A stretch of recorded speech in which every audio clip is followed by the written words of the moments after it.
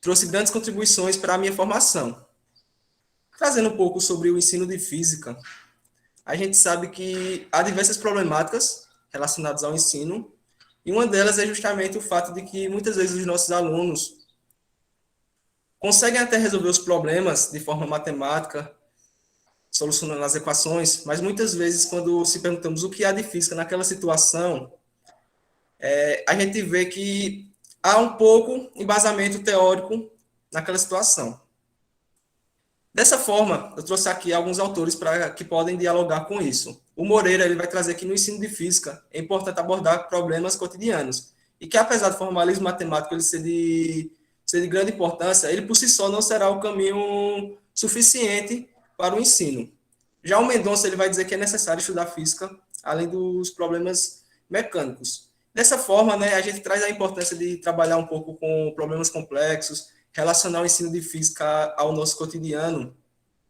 E com isso eu trago também a questão da aprendizagem significativa do Ausubel, né, a teoria dele, que ele defende que a gente pode aprender de duas formas. Da forma mecânica, que é aquele aprendizado caracterizado por ser de curto prazo, ou seja, que podemos esquecer ele rapidamente.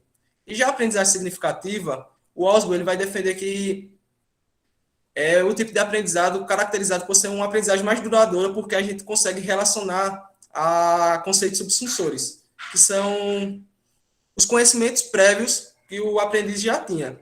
Já o Moreira ele vai trazer que a aprendizagem significativa ela vai ocorrer quando o novo conhecimento é relacionado a algo que o aprendiz já sabe. Assim, o novo conhecimento se relaciona com os conceitos subsunsores, que são justamente esses conceitos prévios. E com isso, eu apresento as metodologias utilizadas durante a minha pesquisa, que foi o mapeamento conceitual e as tutorias. E uma coisa que essas metodologias têm em comum é justamente o embasamento na teoria da aprendizagem significativa do David Ausubel. Trazendo o Zavak, ele vai defender que o mapeamento conceitual podemos relacionar os conceitos em forma de nó e representar ideias e pensamentos em forma de mapa, assim podendo trabalhar problemas complexos e aplicar outras teorias da aprendizagem. Ou seja, ele traz, né, a necessidade de trabalharmos problemas complexos com os mapas conceituais e também ressalta a importância que os mapas conceituais eles podem ser utilizados junto com outras teorias. E foi justamente isso que a gente fez. A gente utilizou, né, essas duas metodologias juntas para a pesquisa. E já as tutorias, né, uma ferramenta educacional que ela tem uma grande validade, né, tem uma grande também utilização em diversos países, e ela é uma teoria que pode gerar argumentação, troca de ideias, né, troca de experiências, vai trazer a importância de uma reflexão profunda. E trazendo o Barner, né, que vai dizer que atualmente as tutorias têm um reconhecimento social forte e que se concretiza por práticas diversificadas em diversos domínios de atividades, no ensino superior como forma de ajudar os estudantes e ainda como processo de apoio e de acompanhamento das aprendizagens. Dessa forma, a nossa pesquisa tem como fonte de dados um curso de planejamento de ensino que foi realizado para alunos da licenciatura de Física e Química que estavam engajados no PIBID, o Programa Institucional de Iniciação à Docência. E esse curso ele foi feito de maneira remota, devido à pandemia do Covid-19, e ele contou com estações de aprendizagens, que nessas estações de aprendizagem utilizamos como metodologia as tutorias e o mapeamento conceitual. Dessa forma, a gente, durante a pesquisa, buscou responder a seguinte problema de pesquisa, que foi que reflexões podem ser observadas sobre a utilização de mapas conceituais e tutorias em estações de aprendizagem, em uma formação sobre o planejamento de ensino nos estudantes de Física e Química que participaram do PIBID. E a nossa pesquisa tinha como objetivo os seguintes pontos. Como objetivo geral, analisar se as tutorias podiam auxiliar a elaboração de mapas conceituais e reflexão profunda dos estudantes. E como objetivo específico, identificar as reflexões relacionadas aos mapas conceituais nas estações de aprendizagem, analisar a percepção dos tutores sobre seu papel nas tutorias nas estações de aprendizagem e analisar a percepção dos estudantes sobre seu papel nas tutorias nas estações de aprendizagem. Dessa forma, passando para o nosso referencial teórico, temos que os mapas conceituais eles vão ser diagramas gráficos, né, que servem para relacionar conceitos. E essa relação é feita por meio de um termo de ligação. Dessa forma, formamos uma proposição que Corrêa vai trazer a importância, né, dessas proposições, elas terem uma validade conceitual, mas também ter uma validade do ponto de vista semântico. E além dos elementos citados, que são conceitos, proposições, termos de ligação, os mapas conceituais também vão ter uma questão focal, que é justamente o que serve para delimitar os mapas. Daí eu trago a Aguiar e o Corrêa, né, defendendo que é muito importante essa relação entre termo de ligação e questão focal, né? Porque ela vai servir para delimitar o nosso mapa, mas também vai servir como um parâmetro, né, de seleção de conceitos. E já em relação às tutorias, né? É uma ferramenta que traz grandes oportunidades para os nossos estudantes, né? Justamente pelo fato de que ela pode trazer debates, argumentação, trocas de experiências, né? Ou seja, isso faz com que deixe o contexto educacional uma forma de metodologia mais ativa. Dessa forma, a gente pode trazer algum Friesen, né, como um referencial teórico, justamente dizendo que as tutorias elas servem para orientar as discussões e ter a figura de um tutor é de grande importância, porque os tutores, né, podem ajudar os alunos a buscar um pouco de autonomia e também as tutorias trazem importância, né, porque ela vai possibilitar a utilização de estratégias que sejam autorregulatórias. Dessa forma também vale ressaltar a importância e a contribuição de Semião, né, que vai defender justamente, né, como uma ferramenta flexível que pode ser utilizada de diversas formas, inclusive a forma de um tutor podendo ser uma variável nesse processo. O tutor pode ser um adulto, pode ser um professor, pode ser um aluno com mais experiência, né, ou até mesmo um aluno no mesmo nível dos estudantes, sendo, né, que as tutorias elas devem buscar justamente criar um ambiente próspero de aprendizagem e alcançar os objetivos daquela determinada tutoria. Dessa forma, trouxemos como referencial teórico, né, o Corrêa e a Aguiar para os mapeamentos conceituais que trazem grandes contribuições para os mapas aqui no Brasil. Né, o Corrêa, inclusive, tendo um grupo de pesquisa e dando curso de mapas conceituais, né? Tem o Canhas, que é um grande nome internacional, o Nova, que é o criador dos mapas, o Moreira, né, que traz uma grande contribuição há muito tempo aqui no Brasil sobre o mapeamento, e mesmo tendo alguns pontos de discordância, não é possível falar de mapas conceituais aqui no Brasil e não falar do Moreira. E tem o Zavac, né, que também tem grandes contribuições. E já em relação às tutorias, utilizamos a Andrade, a Lourdes Friesen, a Oliveira e o Semião, que foram de grande importância para a realização dessa pesquisa. Como público-alvo, a gente, como foi citado anteriormente, né, temos alunos da licenciatura de Física e Química que estão participando do PIBID. E essa pesquisa ela vai ser uma pesquisa caracterizada por ser de cunho qualitativo. Segundo o Flick, esse tipo de pesquisa consiste na escolha adequada de métodos e teorias convenientes, no reconhecimento e na análise de diferentes perspectivas, nas reflexões dos pesquisadores e na variedade de métodos. Como foi dito anteriormente também, né, essa pesquisa foi no curso de planejamento de ensino, e antes gráfico em periódicos indexados a CAPES. Esses periódicos tinha que ser na respectiva área desses estudantes, né, ensino de física ou ensino de química, e tinha o objetivo de responder a esse quadro de perguntas. Esse levantamento bibliográfico também foi feito dos anos de 2001 até 2020, onde cada aluno ele era responsável por um ano em específico.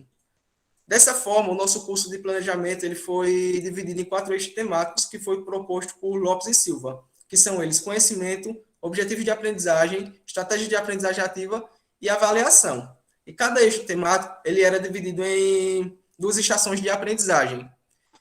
Na primeira estação de aprendizagem, os alunos buscavam, durante a tutoria, durante a tutoria, eles buscavam relacionar fazer um mapa conceitual, né, relacionando esse eixo de aprendizagem aos mapas. E já na segunda estação de aprendizagem, os alunos buscavam fazer uma relação entre esse eixo temático e o levantamento bibliográfico que tinha sido feito previamente. Dessa forma, como foi dito, cada eixo temático tinha duas estações de aprendizagem, sendo assim, o curso totalizou com 8 estações de aprendizagem, e havia como demanda prévia essas estações de aprendizagem a realização de leituras, né, e de atividades para que os alunos eles chegassem nas estações de aprendizagem com algum conhecimento prévio relacionado àquele determinado eixo temático. E isso fazia com que as discussões fossem mais animadas e gerassem mais argumentações e contribuíssem para o mapeamento conceitual. E o curso, né, conteve tutores, que eram figuras responsáveis por fazer a projeção dos mapas conceituais e fazer junto com os estudantes, mas também tinha como objetivo os tutores serem figuras que propiciassem o debate, né, fazendo questões e provocando as discussões durante as tutorias. E isso foi de grande valia para a realização do curso. E dessa forma, ao finalizar o curso, foi disponibilizado para os alunos um questionário, e para os tutores também, que tinha como objetivo eles falarem um pouco sobre suas experiências e vivências durante o curso e a gente entender um pouco mais sobre os processos reflexivos que ocorreram durante a utilização dessas metodologias.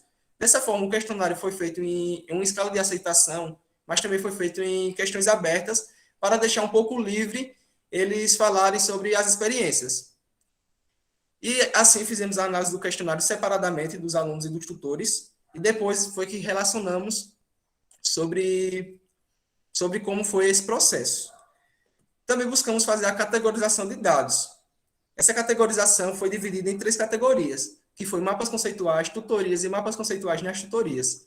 Uma coisa que vale ressaltar, né, que essas 2 primeiras categorias, mapas conceituais e tutorias, elas têm já muita previsão, né, nas bibliografias sobre quais os benefícios tanto dos mapeamentos conceituais e das tutorias. Mas nessa terceira categoria, mapas conceituais nas tutorias, até então, para a gente era uma incógnita sobre como seriam os processos respectivos reflexivos, né, na utilização. Dessa forma, nessa categoria, a gente começou a entender um pouco mais de como se davam esses processos durante a realização da pesquisa, né, e da análise dos dados. Assim, foram participantes 29 alunos, sendo 16 participantes da licenciatura em Física e 13 da licenciatura em Química. Para fazer um pouco mais das análises de dados, trazendo a primeira categoria, mapas conceituais, trouxemos aqui um quadro de questões, onde os alunos puderam responder um pouco, né, de como foi esses processos nas estações. O participante 5 ele vai trazer a importância dos mapas e da aprendizagem significativa. O participante 6 ele vai dizer que o contato com os mapas conceituais desenvolvendo um olhar mais amplo e crítico sobre o assunto, os assuntos abordados. E já o participante 29 ele vai destacar os textos e os mapas conceituais. Os textos foram muito importantes, que nos impulsionou a refletir mais sobre os processos de ensino e aprendizagem.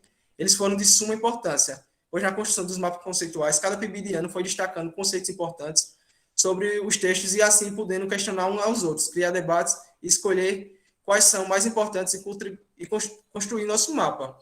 Ou seja, a gente nota, né, que os alunos ele traz as contribuições que essas estações de aprendizagem junto ao curso trouxeram, né, e já conseguem associar essas contribuições à aprendizagem, também à aprendizagem significativa. Ou seja, eles conseguem notar pontos que a gente já vê nas bibliografias relacionadas ao mapeamento conceitual.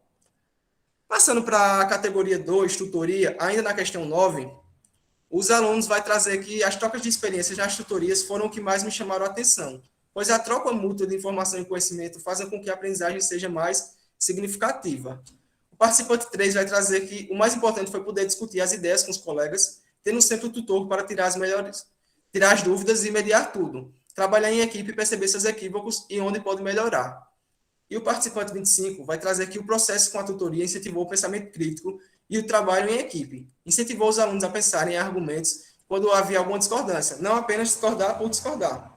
fomentou a criticidade e elevou a nossa percepção para relacionarmos termos que anteriormente parecia não ter ligação alguma. Acredito que o aluno pensar ativamente contribui muito para o aprendizado. Ou seja, a gente nota, né, que os achados aqui fazem com que os alunos tenham uma aprendizagem enriquecedora, porque eles trazem, né, a questão da aprendizagem significativa, eles trazem também a importância de ter um pensamento crítico, de argumentar uns com os outros, não apenas discordar, né? Mas ter uma discordância com argumentos. E isso vai levar os alunos à criticidade e pensar um pouco mais, né, nas relações dos conceitos. E eles trazem também a importância, né, da conexão entre os conceitos, né, relacionar os temas, quando muitas vezes isso não parece ter ligação alguma. E a gente só consegue fazer essa relação, de certa forma, quando a gente começa a pensar um pouco mais complexamente sobre aqueles conceitos e ter uma visão mais crítica. Já na categoria 3, mapas conceituais nas tutorias, o participante 10 ele vai trazer que, primeiramente, foi algo bem desafiador trabalhar com mapas conceituais, algo que eu não tinha feito antes. Depois, é muito legal ter a ajuda dos tutores, pois mesmo que eu tinha ideias de algumas coisas, era eles que ajudavam a explicar melhor e desenvolver essas ideias. E também foi muito legal fazer isso com um grupo, com diferentes pontos de vista, com todos debatendo até chegar a um consenso. Algo bem interessante também foi justamente todo o assunto visto, desde a taxonomia de Bloom até a avaliação formativa. Foram assuntos bem interessantes. Ou seja, a contribuição desse aluno 10, ele defende, né, que no começo é algo difícil trabalhar com mapas conceituais, e realmente é, porque é uma metodologia que exige bastante, principalmente na parte de relacionar conceitos, fazer uma ligação, ressaltando, né, a importância que o Corrêa trouxe, que tem um ponto de vista semântico correto, também uma relação conceitual correta. Isso demanda um desafio e tanto. Mas ele traz também, né, a importância dos tutores, essa parte de desenvolver as ideias, de ter um debate, diferentes pontos de vista. Isso realmente chega a ser algo bem desafiador para os alunos, mas que traz grandes contribuições. Já o participante 14, ele vai trazer aqui pensar profundamente sobre os conceitos, colaborar durante as atividades e autorregulação. Ou seja, a gente vê, né, que os alunos ressaltam novamente a importância de trabalhar com, pensar profundamente sobre os conceitos, né? Teve uma relação aqui também com a autorregulação da aprendizagem. Então, são achados bem interessantes. Na categoria 3 ainda, mapas conceituais nas tutorias, a questão 10, o participante 2 vai trazer que, pessoalmente, tem muitos problemas na questão de organização dos conceitos e no relacionamento de ideias. Acho que as tutorias, através do uso de mapas conceituais, ajudou nos processos de organizar e relacionar bem e como justificar os pensamentos. Isso resultou numa aprendizagem mais significativa. Ou seja, a gente vê, né, que o aluno ele reconhece que tem algum problema, né, de organizar ideia, relacionar conceito, mas ele também traz as tutorias e os mapas conceituais como um processo o qual ajudou ele para fazer essa organização. E isso, para ele atrelou isso a uma aprendizagem significativa, fazendo com que esse curso de planejamento de ensino, né, seja algo importante para esse aluno, tenha trazido contribuições. O participante 3, ele vai trazer que a forma de articular os conhecimentos obtidos anteriormente no mapa conceitual, que demandava uma real compreensão do assunto, isso e um esforço maior para perceber as ligações, que muitas vezes em aula ou apenas com a leitura, alguns aspectos importantes parecem não ter ligação, quando na verdade tem e são bastante importantes.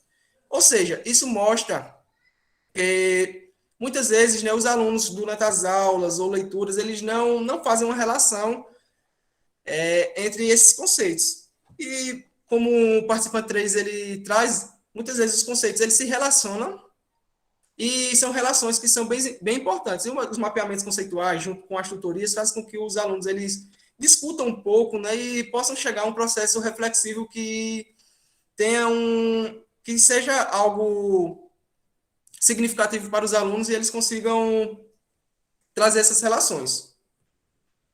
Na categoria 3, mapas conceituais nas tutorias ainda, para a última questão, trazemos aqui a questão 11, onde o participante 3 vai dizer que, a princípio, ele não gostou dos mapas conceituais, pois parecia-me chato, sem sentido, e que não ajudaria no processo de aprendizagem. Mas, posteriormente, comecei a ver que os mapas são, sim, uma ferramenta de aprendizagem muito legal e dinâmica e didática. Creio que começou a ter uma visão diferente sobre eles foi criar mapas sozinho, não esperando pelas estações. Dessa forma, fui buscando compreender como ele funcionava e seus objetivos. Dessa forma, a gente vê, né, que o participante 3, ele disse que de início não gostou dos mapas, Mas uma coisa que fez ele quebrar essa inércia foi justamente o fato dele não esperar nem pelas tutorias, né, no caso pelos tutores, e também pelos colegas. Ele começou a buscar um pouco mais para entender quais eram os objetivos do mapeamento conceitual, como funcionava, como fazer, e dessa forma ele diz que trouxe algo melhor para ele, né? Ele mudou a visão dele, e isso mostra que o aluno ele tem certo grau de autonomia e conseguiu buscar sozinho o conhecimento. Já o participante 13, ele vai trazer que durante as tutorias, sim, contudo, não sei se levaria isso para o meu método de estudos. Ou seja, a gente vê, né, que a metodologia também não vai agradar a todas as pessoas, e uma coisa que podemos, talvez, justificar isso é o fato de que o mapeamento conceitual, né, como já foi relatado anteriormente, no começo é algo bem difícil. Ou seja, muitas vezes a gente não consegue quebrar essa inércia em relação ao mapeamento conceitual. Agora, para fazer a análise dos dados dos tutores, né? Iniciando, ressaltando a importância da figura dos tutores nesse curso de planejamento de ensino, pois eles não tinham como figura apenas, como função apenas fazer o mapeamento conceitual, mas também provocar reflexões nos nossos alunos. O tutor 1 vai trazer que os termos de ligação foi importante, pois os estudantes precisam analisar se estão ou não com clareza semântica entre os conceitos. Foi justamente o que trouxemos, né, lá em cima com o Correia. Vale ressaltar que é a parte que eles têm mais dificuldades. A questão das revisões continuadas, visto que na maioria das vezes é retirado ou acrescentado algo ao mapa, vale ressaltar, né, que tem muitas bibliografias que falam sobre isso, revisão continuada dos mapas conceituais, porque é defendido que o aprendizado está em constante construção, né? Ou seja, o fato de revisitar o mapa faz com que muitas vezes a gente vá adicionar novos conceitos que foram aprendidos posteriormente, mas talvez também a gente faça algumas correções conceituais que há nos mapas e possam retirar também alguns conceitos. Assim, ambos levaram os estudantes a refletir sobre o processo de aprendizagem. Além disso, a interação entre os integrantes do grupo se mostra bastante relevante e contribui para que haja um maior aprendizado. É justamente isso, né? A questão da aprendizagem colaborativa, onde os alunos vão refletir entre si também, né? E entre os tutores. E isso faz com que seja um ambiente mais próspero para o aprendizado.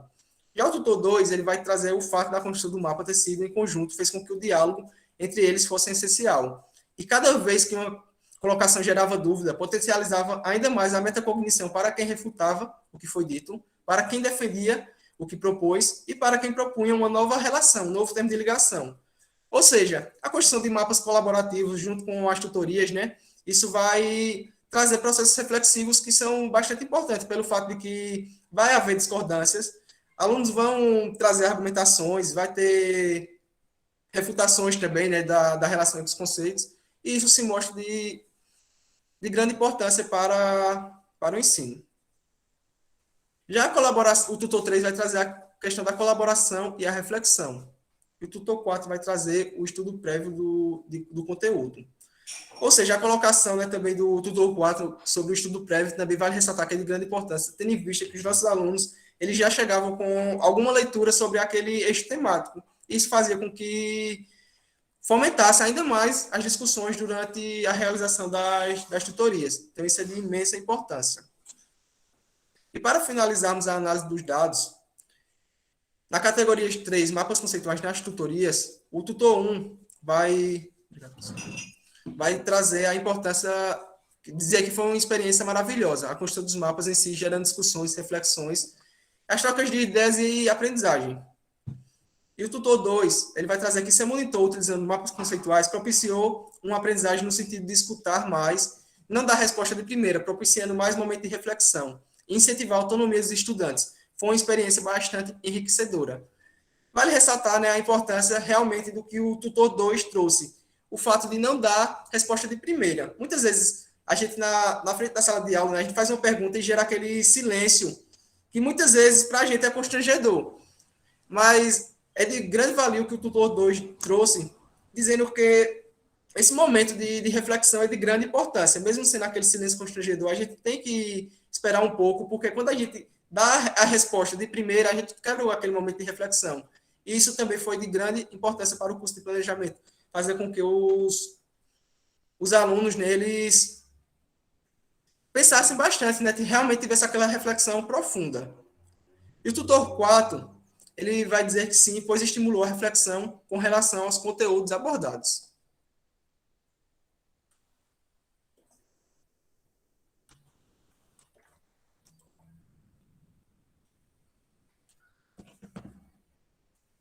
Dessa forma, então, vale ressaltar, né, o Semian ele vai trazer a importância dos tutores, que seja uma figura, né, que realmente estimule a criticidade dos tutorados. Ou seja, ele, ele defende, né, que os tutorados eles não se contentem com respostas prontas. Ou seja, sempre questione, busquem ter um pensamento crítico em relação aos conceitos. Dessa forma, a gente ressalta a importância das tutorias realmente em relação a isso, né, de estimular os nossos estudantes à criticidade e não se contentar com questões prontas que muitas vezes em diversas metodologias, né, a gente a gente se contenta com as respostas, por exemplo, do livro didático sem fazer sequer uma reflexão crítica, né? Será que a relação está totalmente posta nesses livros ou algo do tipo? Dessa forma, para finalizar, o PIBID nele é talvez a primeira experiência que o aluno vai ter sobre a sua profissão. Ou seja, a primeira oportunidade que o aluno tira um pouco os olhos de estudante e começa a ter mais uma reflexão sobre a sua atuação profissional. E dessa forma, é um programa de imensa importância para a formação docente. E fazer isso junto ao curso de planejamento de ensino foi de grande importância, tendo em vista que o planejamento de ensino é uma ferramenta essencial para os docentes. E dessa forma, trazer essa relação do PIBID com o curso de planejamento docente foi algo de imensa importância. E para finalizar, né, os alunos, eles, tanto os alunos como os tutores, eles relacionados a essas metodologias a pensamento complexo, a uma aprendizagem colaborativa, a uma aprendizagem significativa, a debates, argumentações, trocas de experiências, né? E isso foi de grande importância para o curso.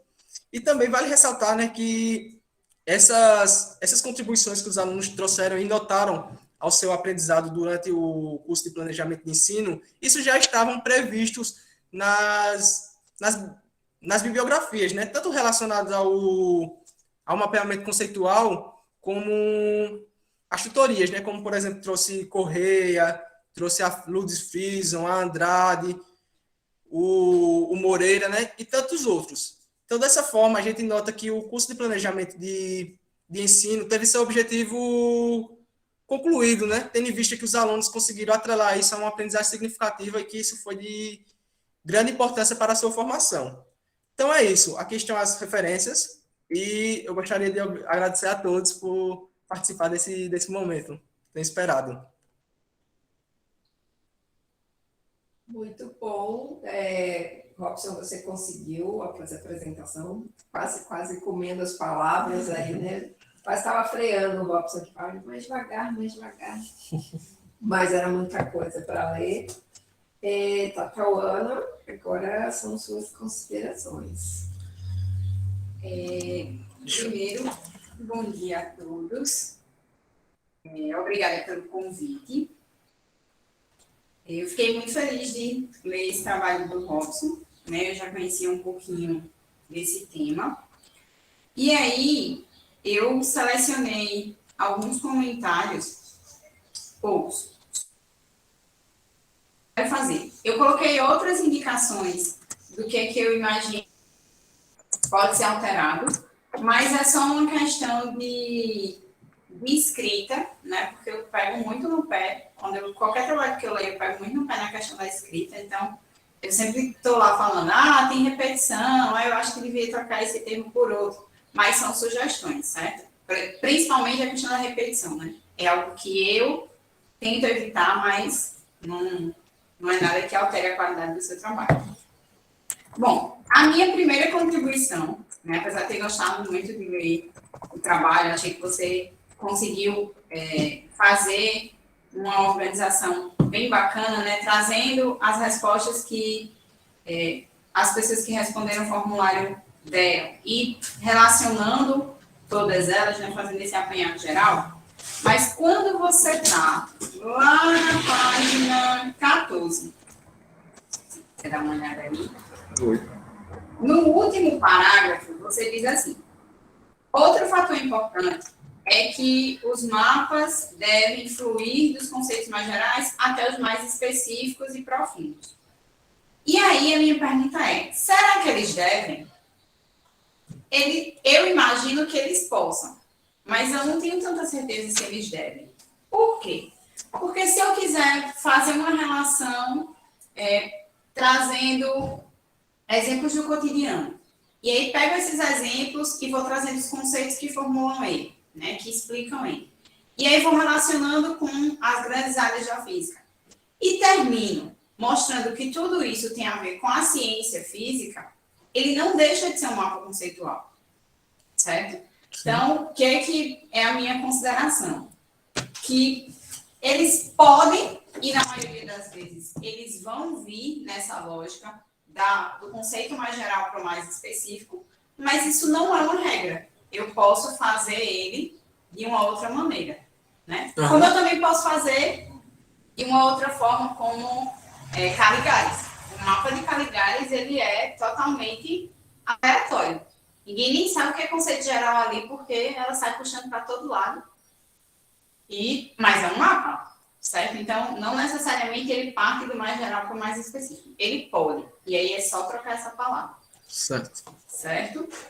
Mas está aqui anotado, tá? Depois eu mando para você. A segunda coisa que eu queria falar na página seguinte, no último, e aí é só uma sugestão, o último parágrafo, o começo dele, você faz assim: no presente estudo, os mapas conceituais foram utilizados como ferramenta de reelaboração de sombra e tal. E aí eu achei que essa primeira construção aí, ela se encaixa mais na metodologia do que na fundamentação. Porque você está contando como é que foi esse processo, certo? E na fundamentação, não é a gente que fala. Quem fala são os autores. Então, a minha sugestão seria remover esse trecho e colocar lá na metodologia, se você entender que a metodologia não tem ainda esse trecho. Se você achar que a metodologia já tem esse trecho, então a minha sugestão seria retirar. Tá? Mas é uma consideração minha. Deixa eu ver o que mais. Deixa eu passar. Deixa eu retirar o slide daqui, né, para visualizar todo mundo. Tá. Deixa eu ver. Esse é um comentário que eu não anotei, mas fiquei na dúvida. Essa nomeação que você deu para os tutores e para os estudantes, né, os pipedianos que responderam o formulário, ela seguiu uma ordem alfabética, seguiu a ordem de resposta. Então, quem respondeu primeiro eu chamei de 1, quem respondeu por último eu chamei... Ela seguiu uma ordem do formulário, né? Os alunos seguiam uma ordem. Acho que seria legal você dizer. Pronto. Certo. Mas, assim, é só uma informação extra.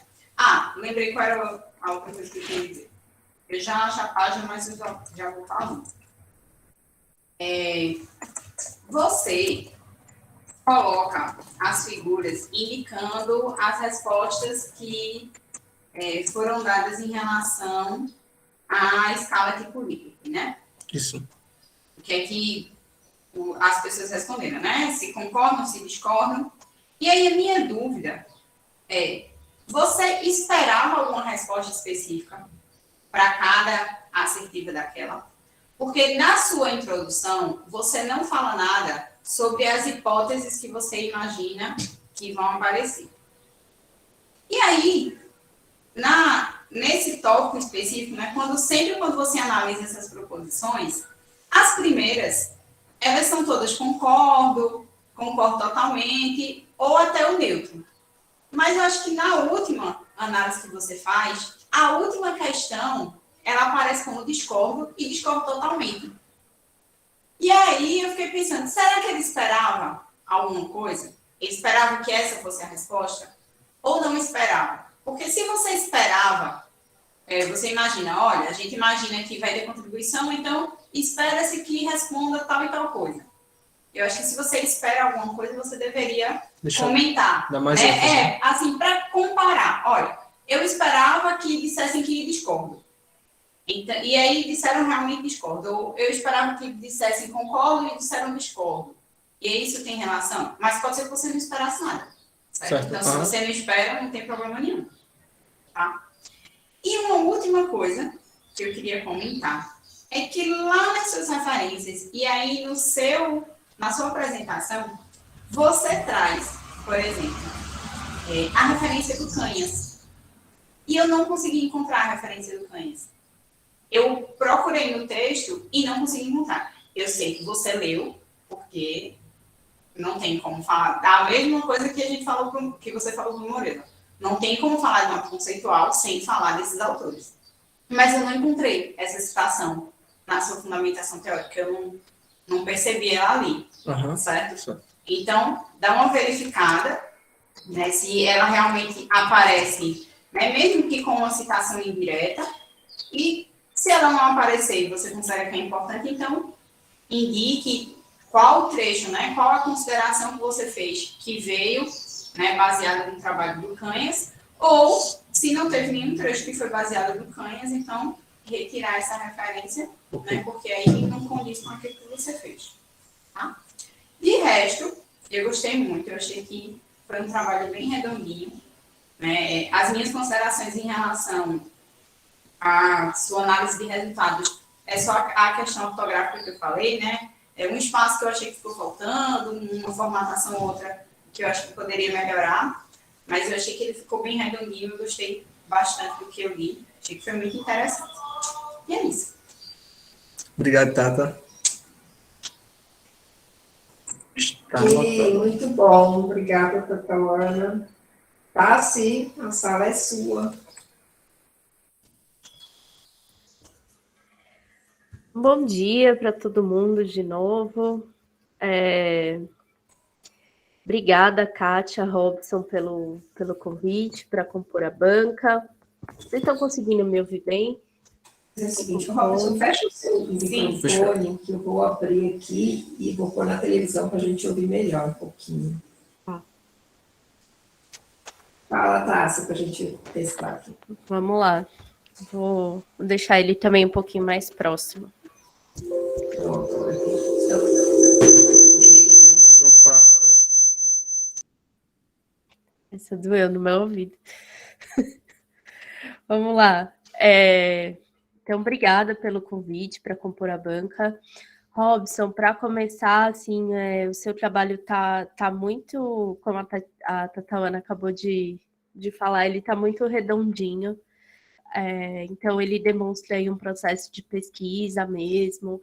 Ele tem um começo, ele tem um meio, um fim, e você não se perde entre essas partes. E por isso, assim, já parabenizo você, a Kátia, como orientadora, pelo trabalho que vocês fizeram.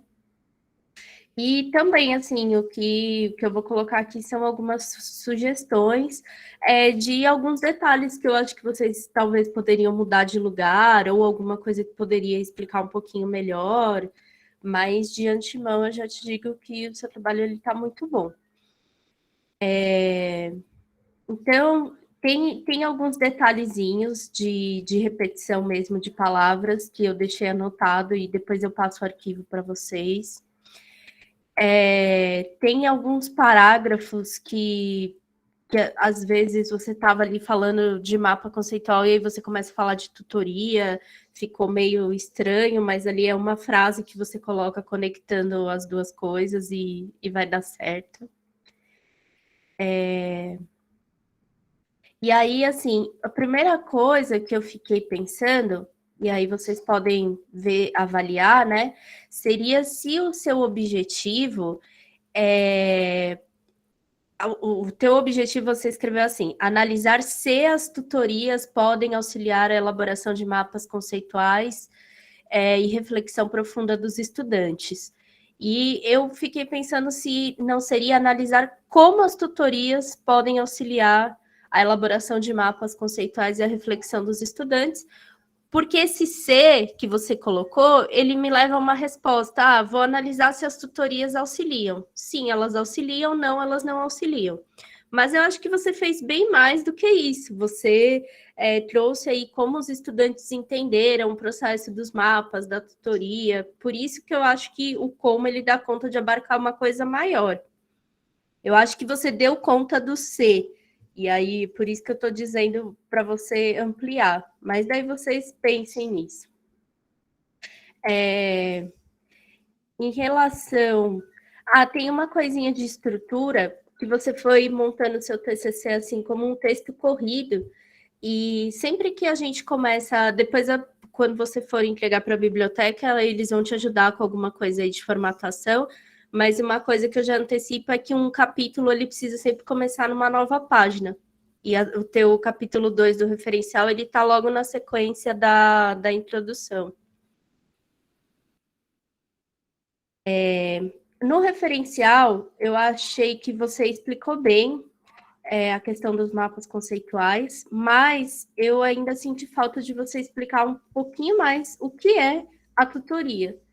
Eu acho que você explicou qual o impacto que ela pode ter no papel de desenvolver a reflexão ali em conjunto e coisa e tal. Mas para uma pessoa que eventualmente não sabe o que é tutoria, ela pode ficar em dúvida de como é que se deu essa dinâmica. Então, o que é uma tutoria, de fato? Segundo os referenciais que você trouxe, né? E se existe mais de um modelo de tutoria, então qual foi o modelo que vocês adotaram nesse curso e coisa e tal. Na metodologia, uma coisa que eu senti falta também foi que você começou lá no segundo parágrafo já dizendo assim: o curso foi estruturado para atender estudantes das licenciaturas em Física e Química, do PIBID, tal. E aí eu fiquei falando, poxa, mas eu queria entender melhor como é que foi o curso, já que foi a tua fonte de dados. Eu sei que você falou dos encontros ali mais para baixo, né, de como é que você estruturou, mas como é que o grupo de pesquisa de vocês chega ao PIBID? Eu sei que é porque a Kátia está orientando, mas eu estou pensando em alguém que não saiba de tudo isso, né? Então, como é que o grupo de vocês acessam ao PIBID para desenvolver esse curso? Qual foi o impacto que vocês avaliaram? Claro que para o TCC você não vai escrever 10 páginas sobre como foi o curso, mas um parágrafo simples ali, só explicando um pouco mesmo das intenções do curso.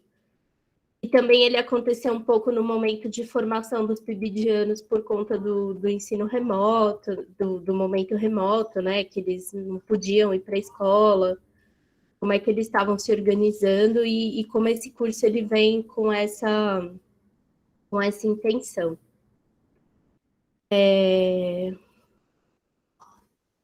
Gostei muito das questões que vocês elaboraram, as questões focais para servir aí para os mapas.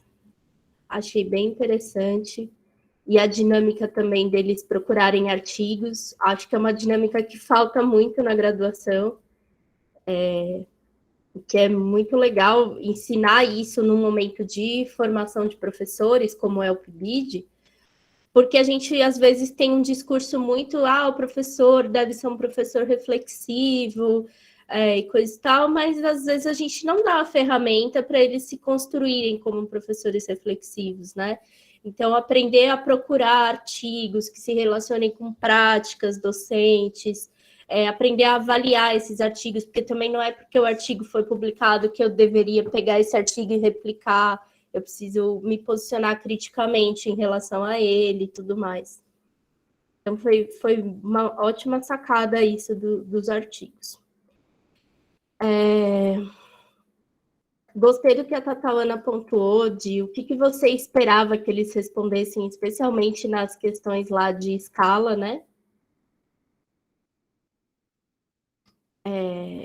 Vamos lá. Aí eu fiquei com uma questão. Eu entendi o que você fez, mas eu queria saber por que você quis também considerar os tutores na sua pesquisa? Foi pelo fato de que a gente queria também ter um pouco mais sobre as experiências dos tutores, né? O que eles notavam durante a evolução do curso, né? Porque eu fui um dos tutores e, ao decorrer das tutorias, a gente notava que realmente era um processo de aprendizagem muito colaborativo entre os alunos. E eu queria entender um pouco mais sobre o que os outros tutores também eles tinham identificado durante a utilização das tutorias. Entendi. Eu acho que faz sentido, e aí talvez uma informação que você também possa trazer de maneira rápida para a metodologia, assim, uma coisa de um parágrafo, é dizer um pouco da formação desses tutores, porque trabalhar com mapas conceituais, imagino que vocês, por serem de um grupo que estuda isso, vocês têm essa formação, né? Então, trazer isso também é importante, porque é uma coisa relevante. Tipo, se eu fosse lá dar essa formação, com certeza não seria igual, porque eu nunca trabalhei aprofundadamente com mapas conceituais e tudo mais. Então, a formação de vocês dá uma diferença no curso, e por isso também vai dar uma diferença nos dados que você coletou. Aí, estou já quase chegando aqui na tua análise dos dados. Sim, só antes de chegar lá, aí tem uma coisa da categoria, que você explica já no final da metodologia. Tem uma coisa que é meio a definição de categoria usada na pesquisa qualitativa, pelo menos das definições que eu conheço, é que a categoria ela é um elemento excludente. Ela seria, assim, o seu menor elemento que te leva para a unidade de análise, né? Então, você diz assim, algumas questões podem coexistir em mais de uma categoria. E aí, pela definição de categoria, nada poderia coexistir em mais de uma categoria. Então, eu entendo que aí você tem duas saídas. Ou você chama o que você está chamando de categoria de unidade de análise, ou então você tira essa frase, porque eu vi que pelas respostas, as respostas não se encaixam em mais de uma categoria. O que você tratou foi o seguinte: pessoas que só citaram mapas conceituais nas suas respostas, pessoas que só citaram tutoria nas respostas e pessoas que citaram as duas coisas ao mesmo tempo. E aí, pensando dessa maneira, as duas coisas ao mesmo tempo é uma categoria única. Então, aí as respostas não se encaixam em 3 categorias. E aí, acho que a solução mais rápida é você tirar só essa frase do seu texto e deixar ele exatamente como ele está. Você criou 3 categorias e as perguntas foram, enfim, organizadas em relação a essas 3 categorias. Na análise dos seus dados, uma coisa me fez muita falta. Foi que, assim, você foi colocando esse gráfico se relaciona às questões 1, 2 e 3. Mas, né, minha memória é muito boa, eu não lembrava da questão 1, 2 e 3. Aí eu subia lá na metodologia para olhar. Aí depois, mais para frente, o gráfico 2, deixa eu ver se é o 2, me deu vontade de chorar, porque aí você falou que era das questões 4, 5, 6, 7 e 8. Aí eu já não lembrava de mais nada, né? Então, a minha sugestão é que você traga as afirmações de novo para análise. Eu sei que você já tinha falado sobre elas lá em cima, mas é só para ajudar o leitor mesmo.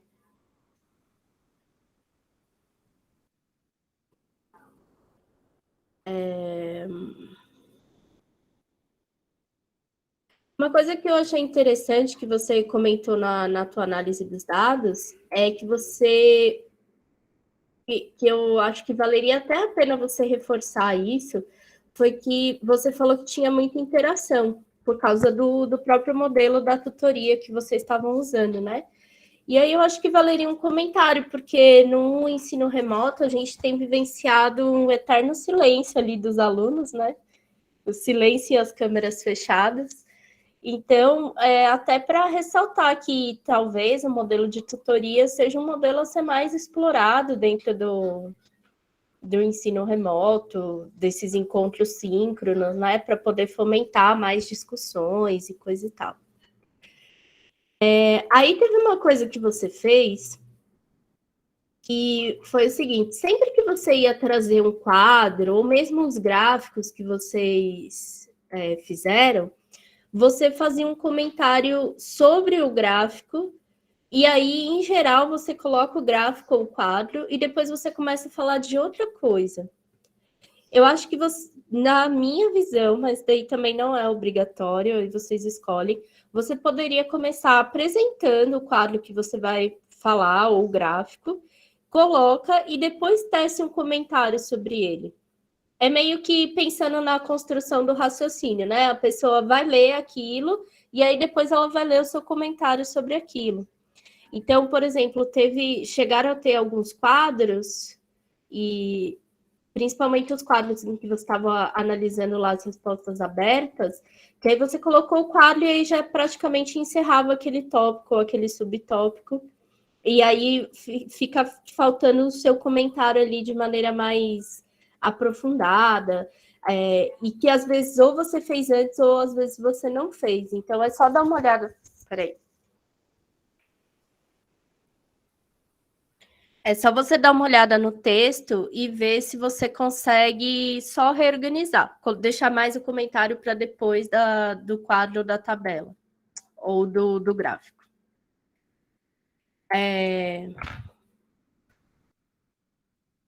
Tá difícil hoje.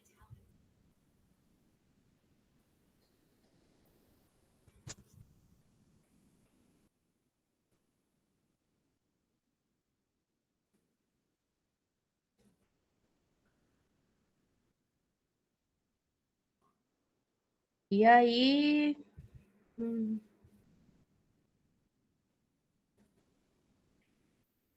Vou para as considerações já. Finais.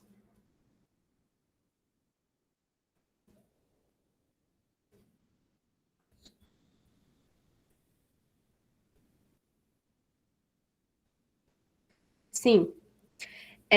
Nas considerações, eu vi que, assim, você fez assim como todo o seu texto, ela está bem amarradinha, você começou retomando a introdução, teu objetivo, daí você fez até uma retomada dos próprios referenciais teóricos que você tratou ao longo do texto e tudo mais. E aí você trouxe um pouquinho dos resultados, né, ali brevemente, só para fazer as suas considerações. E a minha sugestão seria a seguinte: você ali, bem no finalzinho, você dá toca numa questão que eu acho que é o cerne ali da estrutura da sua pesquisa que você construiu, que é trabalhar a formação do professor. Então, se você puder, se você quiser fazer isso agora, eu deixo como pergunta e depois você adiciona mais um parágrafozinho ali. Qual é o impacto que você acha que esse movimento que vocês fizeram vai ter na formação desses futuros professores? É justamente o fato, né, de conseguir trabalhar o planejamento de ensino, né? Desde que abordando as questões importantes do quais elementos contém um planejamento de ensino, né? Como deve ser feito. Claro que a gente vê isso na graduação, mas trabalhar com os alunos do PIBID, né, que já estão começando a chegar no chão de sala de aula, é de grande importância, né, para a experiência deles nesse processo.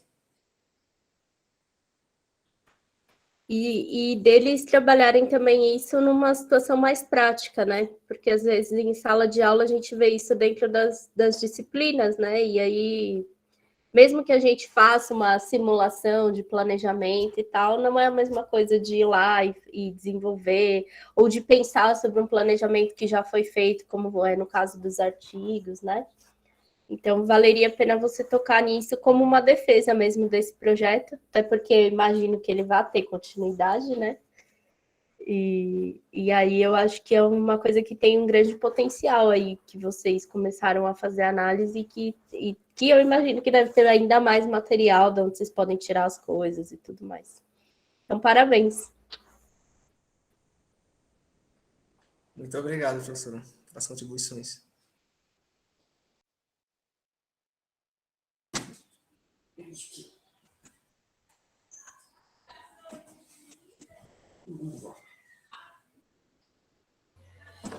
Agora aqui, quando eu falo aqui.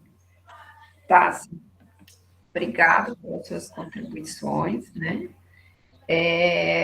Eu acho que o Robson ele foi muito autônomo nesse processo todo, né? Ele participou como tutor do curso de planejamento e ensino. E durante esse processo ele falou assim, professor, eu quero transformar isso no meu TCC, né? Quero ver como é que foi isso para os alunos, como é que foi isso para os tutores. Ele que criou as perguntas, né? Daí ele fez uma apresentação no grupo das perguntas, acho que foi isso, né, Robson? E aí teve as contribuições do grupo. A análise foi que ele gerou as categorias, então ele foi muito autônomo nesse processo todo, né? E eu fico muito feliz que o que a gente faz no grupo tem incentivado as pessoas a escolher aquilo como parte da sua formação, né, de investir nisso enquanto um TCC, isso é muito importante. Então, você conseguir concretizar as coisas que você está fazendo na forma de um trabalho de conclusão de curso, né? Então, acho muito bom. O Robson, para mim, foi um dos presentes aí, né, da licenciatura, como Tatawana também já foi, como Priscila será, né, tem promessa. Então, assim, é muito gostoso ver o pessoal da física se envolvendo com essa questão da formação docente, do uso de mapas, da autorregulação da aprendizagem, né? Então, isso é muito bom. E porque eles encontram ali um valor, né? A ser discutido, a ser ponderado. Eu acho muito bom. Bom, agora eu vou pedir para o Robson e Priscila darem uma voltinha. A gente vai sair um pouquinho dessa sala, vamos para uma outra sala, tá? Eu vou te dar mandar um outro link. E aí você e Tatinha conversamos sobre esse momento aqui. Podemos ir, professora? Podem ir dar uma voltinha. Até já já, pessoal.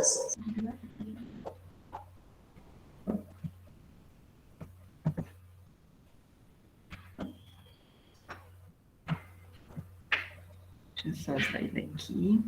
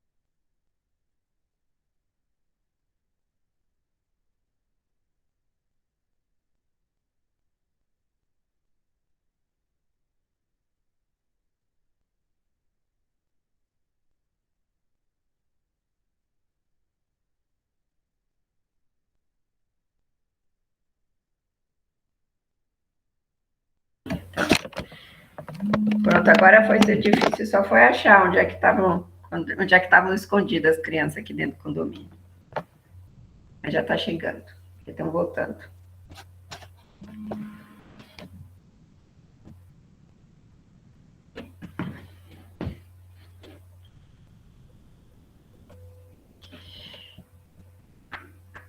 E aí, vocês todos aí que estão aí, gostaram de ver o TCC?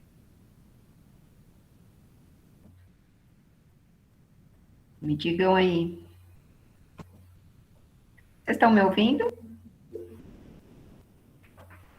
Sim. Muito bem. Voltei. Muito bem.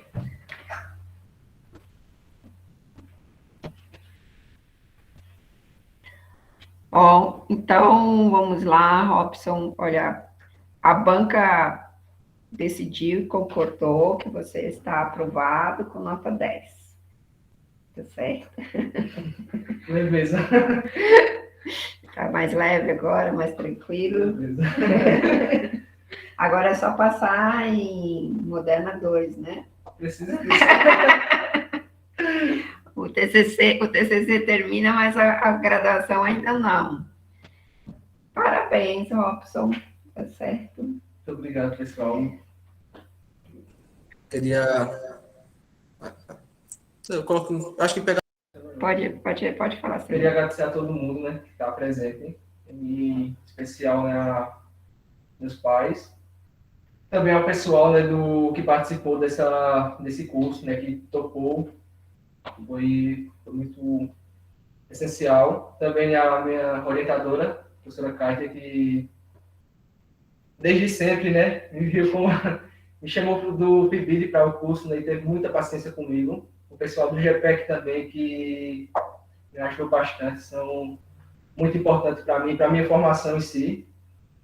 E é isso, muito obrigado também, Tassiana.